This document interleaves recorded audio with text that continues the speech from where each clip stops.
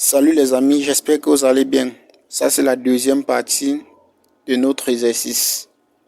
La première partie était consacrée sur la détermination et la représentation graphique de la courbe d'indifférence.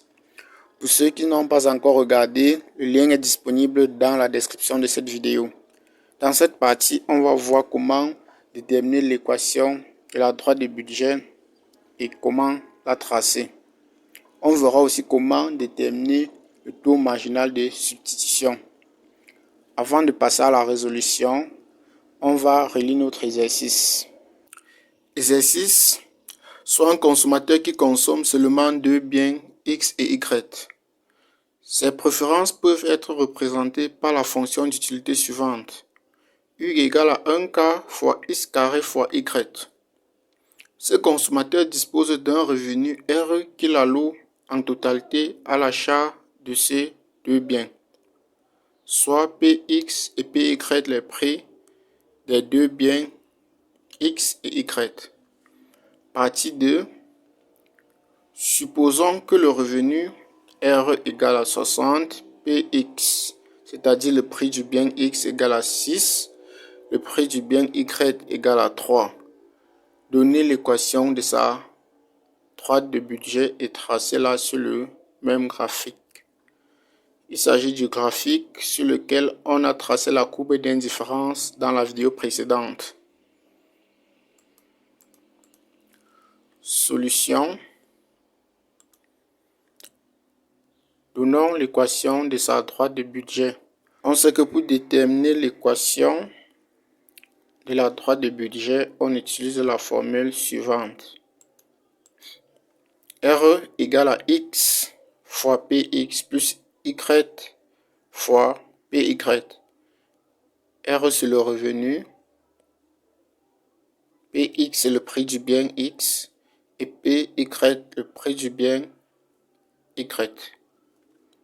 À ce niveau, on va remplacer chaque élément par sa valeur. On obtient donc ceci.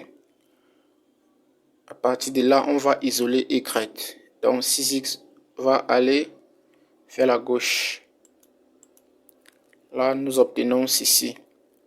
3 va aller diviser le membre de à droite.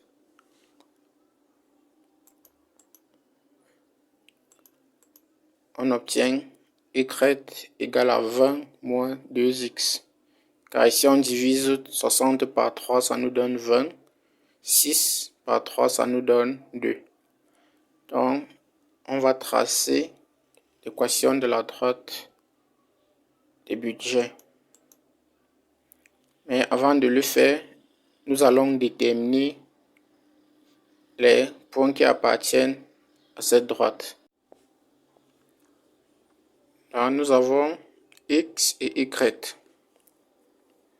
On va donner une valeur à X pour déterminer la valeur de Y.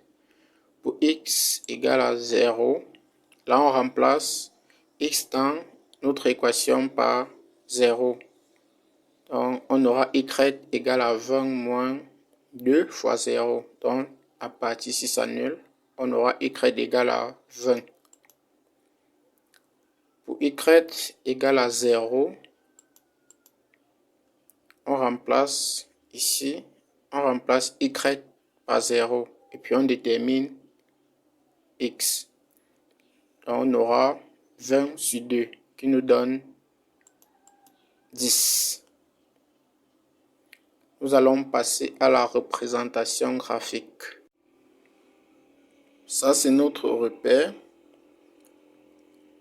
La courbe ici en vert, c'est la courbe d'indifférence qu'on a tracée dans la vidéo précédente. Le lien est disponible dans la description de cette vidéo. Nous allons représenter notre droite de budget. Là, nous avons pour X égale à 0, on a Y égale à 20. On a 10 et 0. Donc X égale à 10 et Y égale à 0. Donc on aura 10 sur l'axe des abscisses. À partir de là, on va tracer notre droite de budget. La voici en bleu.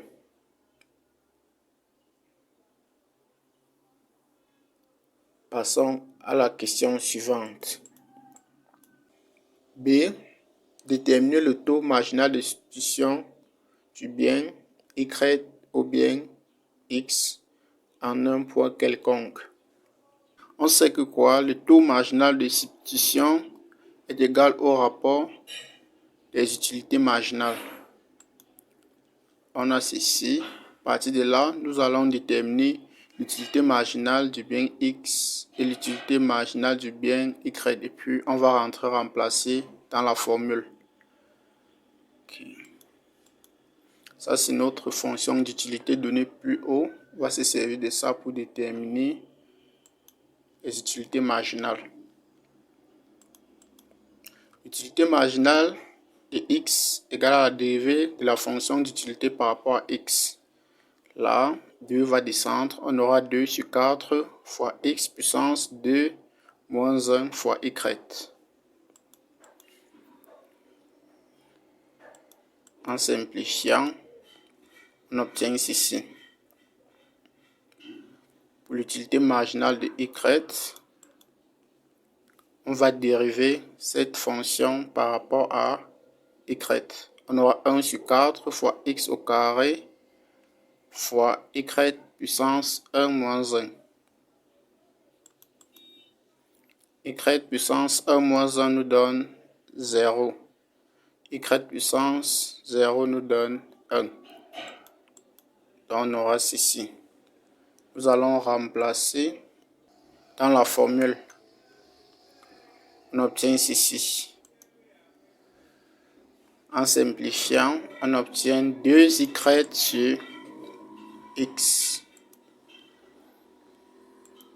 Donc le taux marginal de substitution égal à 2y sur x.